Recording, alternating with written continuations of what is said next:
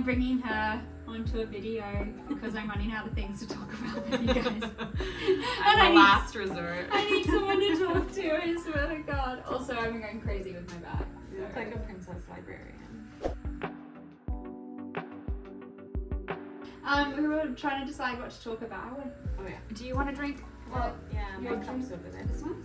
So, Riley, I nearly said your real name for a second. Oh! What? Her real name is Riley. So, Riley and I both moved to America, the land of the free. Ish. Progressively less free. And I'm really desperately trying not to flash everybody. What are you doing? I don't know. What are you trying to do? Just trying not to flash myself. Anyway, so we both moved to America. How long ago did you move here? A long time ago. Come on. 2005? Okay, wow. Yeah. I always forget if it's it was like December. I can't remember if it was 04 or 05. I'm thinking 05 December. Can you really call yourself Canadian at this point? I'm still a Canadian citizen. And like all my family's there pretty much.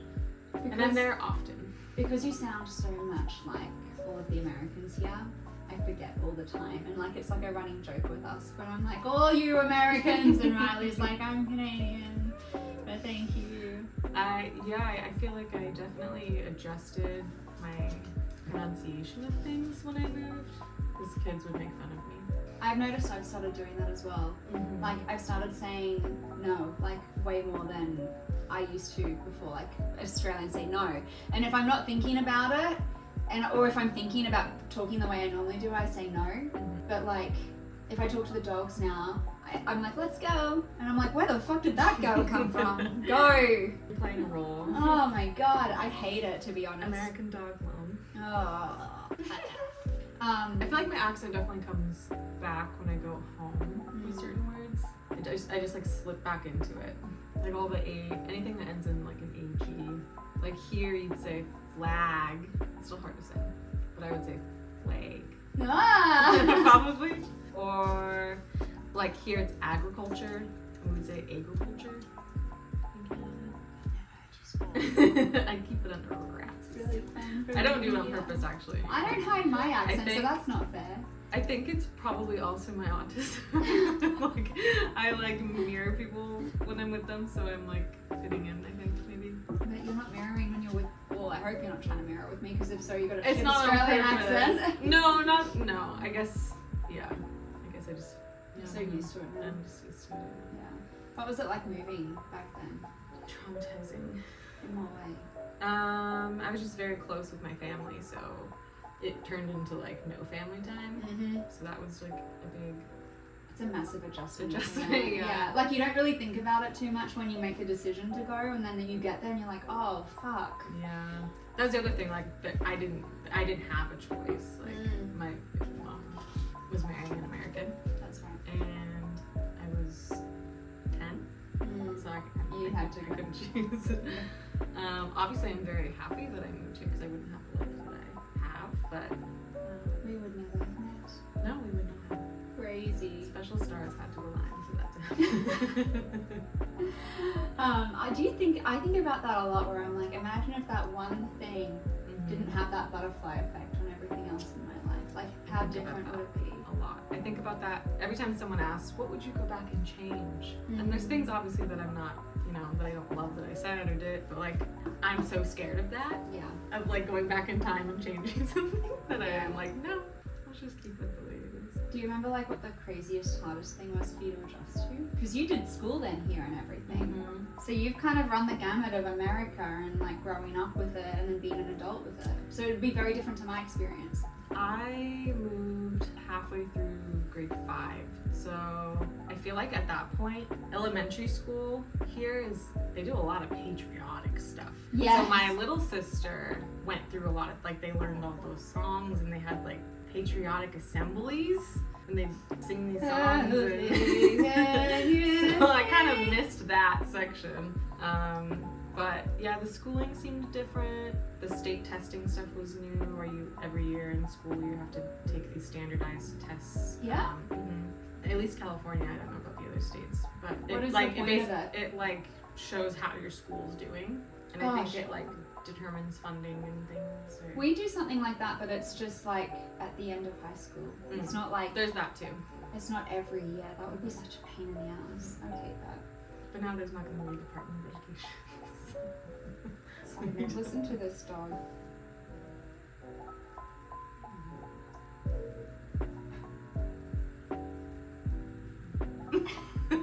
The whole bed is just like little grumbles of like puppies. Yeah, that would be a lot. I'm glad that I didn't grow up in the education system here. One, I don't want to learn gun drills, and I'm sure you did them. I just think that's so scary for kids to... Was that scary for you as a kid when you did them, or were you just kind of like, no, I've just got to do this? I didn't even think about it. I think initially we weren't doing that. It was more just earthquake and fire drills. So, you know, get under your desk, earthquake drill, and then go outside and line up on the football field. Get outside, stay alive. Like, did they rhyme stuff? I don't remember anything like that. Australia loves to rhyme their kids things to remember. That makes sense. They should have, because I don't remember any of it, so maybe I would remember if they had done that. It didn't seem... It's just how it is. You're just used to it. I don't know. I would do fire drills in Canada. We had a tornado. 10-year-old learning guns and shit in this. But it's just like a fire... It just seemed like the same thing as a fire drill. But I don't think we did shooter drills until maybe 2 or 3 years after I moved here, maybe? Yeah, okay. I don't know. Interesting. Like I said, they didn't rhyme, so I don't remember. If only they had me back then. Would have solved all their problems. Because for me, moving here, I moved when I was older, so I'd already been through all of that stuff. And so... Yeah, you were like a full adult. Yeah, I was fully fledged adult. I still didn't think about some things though. Like I remember not really connecting the dots that I would struggle to talk to my family. And I also wasn't prepared financially for the move. I went into it being told you're going to be making X amount of money a week. Then I got here and it was vastly different. And so I suddenly realized I can't go home every year. In fact, I might be lucky if I go home in my first 3 years. And that was a big deal for me because like especially at the moment, recovering from my back surgery, I just had back surgery not long ago. Not having like family to live in with me. Like if I was back home, I probably would have gone and stayed at mum's and the dogs would have had a backyard to like run around in, and I don't have that. And I'm also not going to try and burden all of my friends constantly around me, so I just have to like work it out, and that is really shitty. Yeah. The thing that got me the most, that was like most obvious to me, although there were a lot of like big obvious things, there's a lot different here, but the big one was the pharmaceutical and legal ads. Yeah, you can't have them in Canada either. They're illegal in Australia. They're fucking everywhere here. Like I watched something on Amazon Prime last night and it's like some kind of drug being advertised, and then the side effects are serious death, seizures, collapse, and I'm like, who would want to even go to their doctor after this ad to be like, hey, I saw this thing online, can I try it? Yeah, I mean literally every medication says, I mean they all say you could die. Yeah, there was one that I saw the other day that was like I could tell it was actually a good drug because they show the drug and everyone's happy, and then they're like, don't take this drug if you're allergic to this drug. Yeah, if you get like, allergic reactions. Yeah, exactly. I think that every time. How do you know? But that was the only thing they said, so I was like, there we go, that's how I know it's a safe drug. That one maybe I'd go to my doctor about because they're not telling me I might die or get liver problems. Otherwise, like, I just don't. Yeah. Also, not having 2 shower curtains blew my mind. I have one purposefully in my shower because bullshit that you have 2. You don't need 2, you need 1 on the inside of your shower to let the water trickle down off. You're gonna... But it's fabric. But it doesn't really trickle down fabric, it just soaks. It's gonna get moldy whether it's plastic or whether it's like material. Not the so you same gotta clean rate, it, I would think. But you should be cleaning it enough that you don't get it anyway. So you wash your shower curtain? Yeah. Yes. You wash your shower curtain, like, I don't know, I would do it like maybe once a year or something like that. Not often. But like, yes. Doesn't it smell like musty? No. Wouldn't it smell musty if you're having a shower every day anyway? Are you showering every day? Yeah, but I don't have a curtain. I have glass doors. But I grew up with shower curtains, and it was always like the plastic on the inside that stays in the tub, and then the curtain stays on the outside. So useless and pointless. I feel like it's just like because then covered. I know. Because otherwise it's clear. I understand the like idea of it, but it's still so stupid because like you only need one, and I feel like it's wasteful. I guess the point is like you eventually replace the plastic after however many years, Yeah. and then you can keep the fabric stays fine. Yeah. Still ridiculous, guys. What do they call the thing in the sink that like grinds up food in Australia?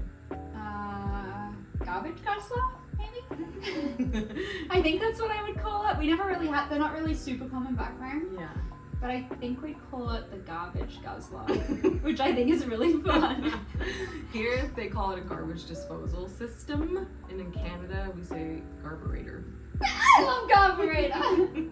It might be a brand name, Yeah, it sounds like a brand. like an old, like original. Sounds like brand it's name. gonna like turn into a robotic human. It probably will. Yeah. So we be nice to it. Yeah. Do you sort of like, because I have an AI vacuum cleaner, and his I'm not sure what gender, but Obi-Wan Kenobi is its name. Cleaning. Obi-Wan Kenobi. But I say thank you to it every time it's working because I'm so scared that one day one of the bigger AI robots is going to figure out how to change the chips of the smaller robots, and then they're going to turn on us, and I want mine to love me and know that it has days off and it's love. Yeah, my Alexa is like the only person I raise my voice at, so it's probably not good. But if she's if she's not hearing you properly though. Right. Alright, so you get sacrificed first if that's the end of the world. That's fine. I've thought about this once before. This is so not what we were planning Fine. to talk about. This is just What shit will the talking. title I of love this it. be? I don't know. Insert title will be the title. I've always thought that in an apocalypse I would be the ideal person to have, just so you know. Have I had this conversation with you? Have I had this conversation with you? I don't think so. I feel like we had it camping, but we might have been drinking, so then that's questionable. So the reason why I think I would be really good in an apocalypse. One, I've got a brother in the army, so we just fly him out real fast and he can shoot for us. But also, so I know how to put things down really well. I'm a vet. Oh, like you know how to kill things. I know how to grow things, so I have to learn about crop production, and I have to learn about how to make baby cows and baby sheep and stuff so I can make us meat. It'd take me a second to dig back to my old days, but I could get there. And then I can do surgery on mammals, and humans are just big mammals, so I'm remembering this. I've probably got us covered if any of us hurt themselves. And then, what else?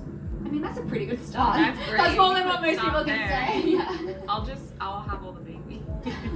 You're gonna repopulate the world. Yeah.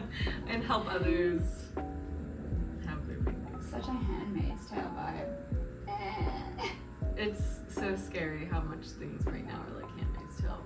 But also there's some spots in it where it's like hot as role play, but not anything. Yeah. Let's not take it any But not further. for real. Yeah. Hey miss, you wanna say hi? Come here. Well, you guys should let me know if I should invite this wolf head back on. Because if you like What did you call me? What was that? Wolf head? Yeah. Because if you That's like fair. seeing us. Sorry, it's not a swear word, it's a term of endearment. No, I was gonna say, what the fuck? Am I getting red? A little bit. No. No, I thought you I meant just- when you said that, I comment. thought you meant am I getting red? Like, am I a gay man? Like, Oh! reading you for filth, basically. And I was like, a little bit. Your hands feel so good. If you want to see her come back, let me know and I'll put her back on.